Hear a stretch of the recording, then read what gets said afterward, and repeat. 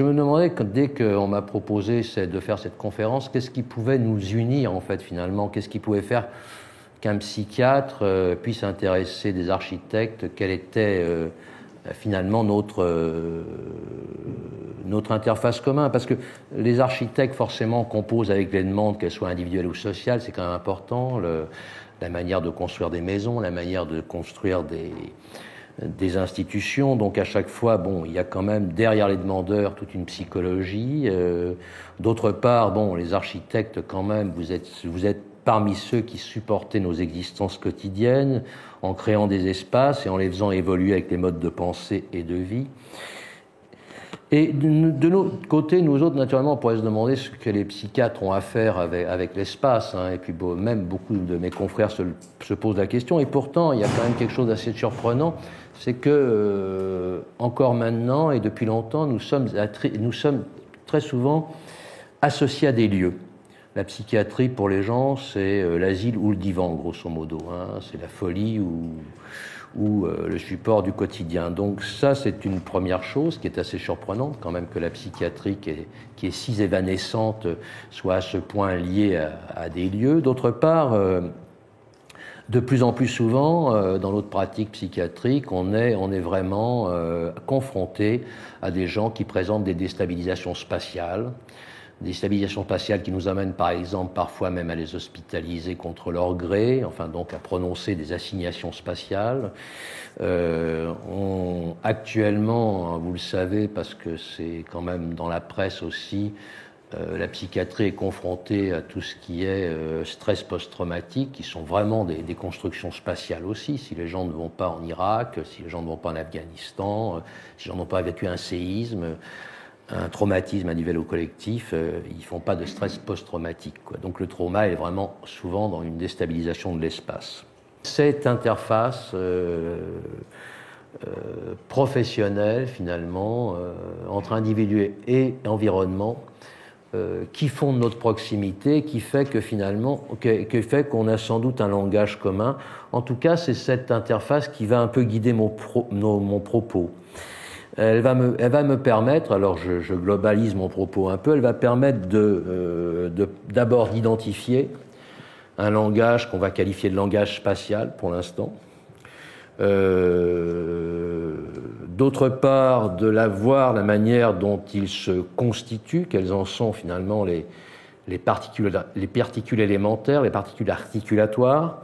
Et d'autre part, est-ce qu'on peut, à partir de là, en déduire une portée qui serait une portée plus géopolitique, enfin ce que je nomme une portée géomentale, quoi. En tout cas, ce qui est sûr, c'est que aussi bien les architectes que les psychiatres qui sont orientés dans cette direction sont sensibles au fait que les harmonies spatiales sont totalement indispensables aux harmonies mentales. L'espace en tant que tel, l'espace qu'on a transformé, l'espace qu'elle a pratiqué, et puis l'espace, disons, qui nous entoure, est un véritable langage. Alors ce langage, naturellement, il a comme tous les langages, il est obligé d'être articulé. C'est-à-dire que on parle, et dont je vais vous parler maintenant assez rapidement, parce que je vais simplement introduire le propos, et puis on discutera après, ce que j'appelle les particules élémentaires du langage spatial. Alors, il y a une série de particules élémentaires qui sont à la fois les lieux, les trajets et les frontières. Alors j'ai fait un espèce de raccourci parce que naturellement on est plus habitué au langage verbal qu'à un langage spatial, mais enfin c'est troublant de voir que les lieux sont quand même des nominations, des choses fixes. C'est comme les noms dans la langue. Les trajets sont la syntaxe, c'est ce qui nous permet d'aller d'un mot à l'autre. Et que les frontières sont les ponctuations de la langue, quoi. On ne peut pas dire n'importe quoi, n'importe comment, à n'importe quel moment. Donc ça, c'était un peu ce dont finalement, ce qui constitue et ce qui va constituer le corps du langage spatial. Le lieu, c'est quand même un élément qui est relativement important dans l'articulation d'un langage spatial, mais qui n'est pas suffisant. Les lieux donc doivent être traversés par des trajets. Alors les trajets, c'est un autre élément, c'est le deuxième élément constitutif du langage spatial, c'est ce que j'appelais tout à l'heure la syntaxe, c'est-à-dire la manière de se déplacer d'un lieu à l'autre finalement. Le trajet est synonyme de danger, quoi, hein. Alors il y a une double articulation du trajet. Si le lieu c'est la vie, la mort, la rétraction, l'expansion, le trajet, lui, c'est plutôt quelque chose qui pourrait aller entre la flânerie et l'errance, quoi, hein. Parce qu'il y a aussi une vision naturellement tout à fait positive du trajet, les rêveries d'un promeneur solitaire, Walter Benjamin, vous avez des gens comme Thoreau, vous avez Jacques Kerouac, vous avez Kenneth White, bon, vous avez le Clésio, qui ont une véritable métaphysique du trajet comme source de restructuration, de recomposition mentale. Maintenant, je vais vous parler un peu, parce qu'on va parler de la psychogéographie des frontières, qui est le troisième terme et que j'assimile un peu à des ponctuations, quoi. Les frontières, c'est